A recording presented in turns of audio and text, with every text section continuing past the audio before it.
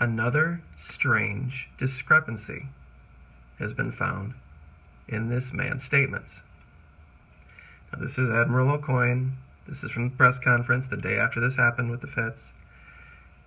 And he came out, and I've watched the video of the press conference 50, 60 times at least, forward, backward, different speeds, analyzing his body language, and so I'm pretty well versed in the text of it. But in a few of my videos, I've seen this comment about the one of the two propeller shafts, one of the two screws being locked.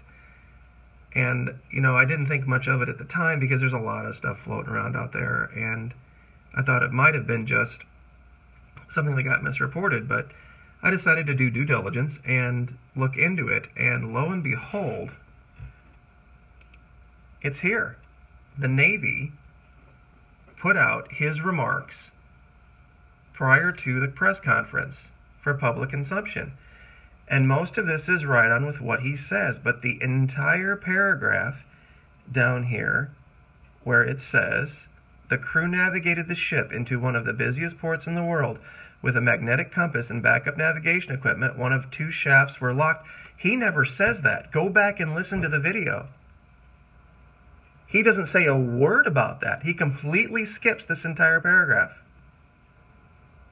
Everything else here he covers. He covers this, he covers this. But when it gets to this, he completely skips right over it, jumps right to this, and goes on down through this, and just like it wasn't even there. So you know, if the man had prepared remarks that had been put out online, that this is what the man's going to say, and then he doesn't decide to say this at all, doesn't cover it. I mean, it seems like here he was attempting to laud the crew and laud their efforts. But I think perhaps one of those gentlemen in the back last minute took a look at that and said, we better not say that, because that might lead people to think something, and we don't want them to think that. So I did a little bit of research over the last day or two into events where a propeller shaft or a screw has been damaged, and I couldn't find any collision of any kind anywhere that caused that. But I sure as heck did find a lot of mine damage that has caused that. In fact, one of our ships very recently, I mean, I suppose in the cosmic sense recently, this is the Princeton, the USS Princeton from Operation Desert Storm. And while she was over there, she ran into a couple of old Italian mines and was incapacitated, but amongst the damage was a locked starboard propeller shaft. And that's covered here, and you can read about it. I did some research into some damage that had happened during torpedo attacks. Torpedo bombers, Japanese torpedo bombers, had sunk the USS Prince of Wales, and that was some of her damage as well. And that's what it takes. You know, there's a really great site here, Combat Fleets of the World, and this section, what it takes to sink or disable a modern warship, is really great. You can go to just about any kind of ship, any kind of attack, and you can see what's happened, you know, and what it takes to really cause this kind of damage. And you can see from this that there's just no way that that level of damage was caused to a United States Navy warship by a simple collision. I mean, the kind of damage, and I mean, that they're talking about here is more like what a mine would do. And going back to this PDF, North Korean Protective Mine Warfare, this is a great read. It really shows you how much importance the North Koreans and the Chinese and the Russians lay on the use of mines.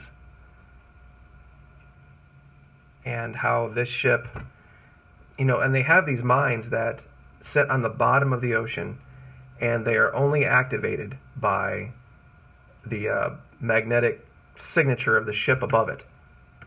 And as soon as they detect it, up they go and kaboom. That's what they do.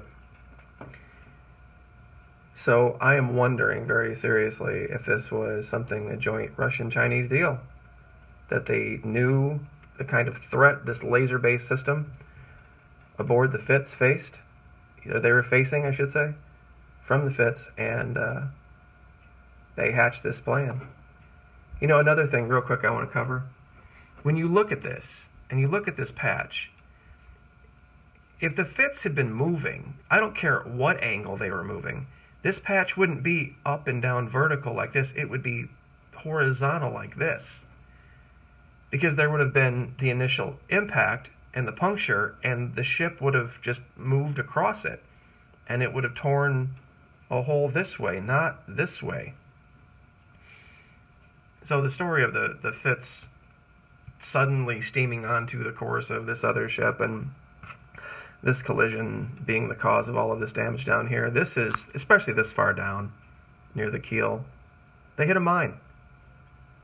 You know, they might have hit the mine, you know, it could have been there in Japan.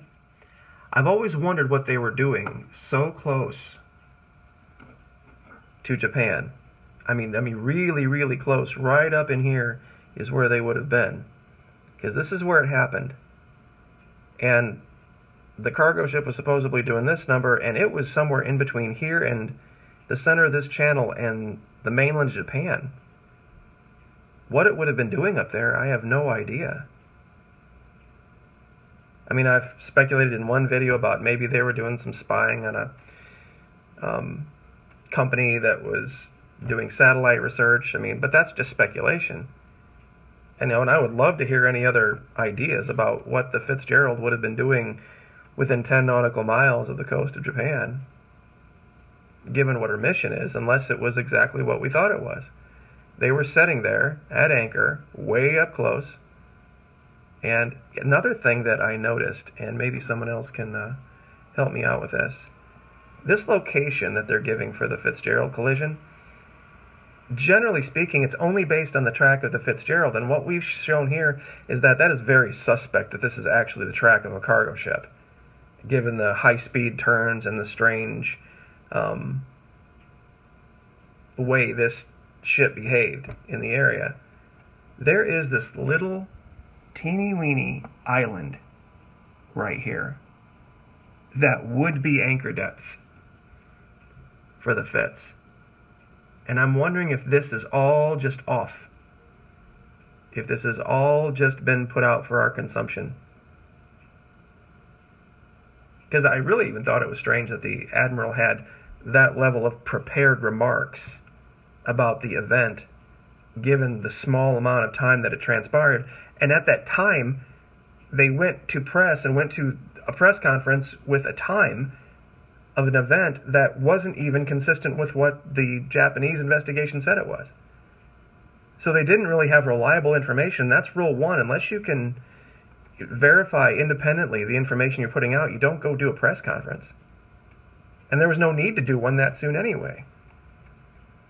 I don't think anybody was expecting one that soon. So, but I just wanted to cover this about the damage and how, you know, the idea of the propeller being locked. It's and I know it's not my idea. It was down in the comments. It was a week or so ago. I glossed over it. I shouldn't have. I couldn't find it again, but I would like to, you know, just say that it was one of the people that have come to the channel, and I've always said the people that come to the channel are much more important to the channel than I am. It came from somewhere down there, and really appreciate the input. That's what keeps the channel going. So like, share, subscribe. Really appreciate everything you guys are doing, and we're going to keep this going and see where it leads us. Thank you so much. Like, share, subscribe.